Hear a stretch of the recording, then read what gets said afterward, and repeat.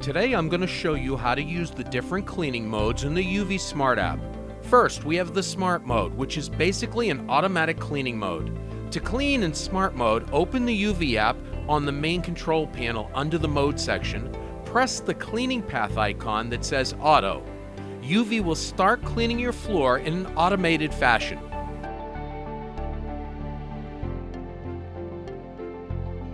To thoroughly clean the edges of your room, select Wall Follow mode. In this mode, when UV detects a wall, it slows down, then follows the perimeter of the wall to thoroughly clean all the edges of your home.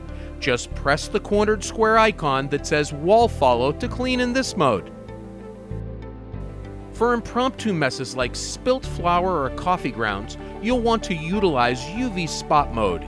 Just place UV in the area you'd like to clean, then press the circular crosshair icon that says Spiral to go into Spot mode. Press On to start. UV will then start cleaning in an outward spiral, vacuuming your floor in expanding circles to ensure a thorough clean. To use the app like a remote control and navigate UV manually, select the crosshairs arrow icon that says Manual.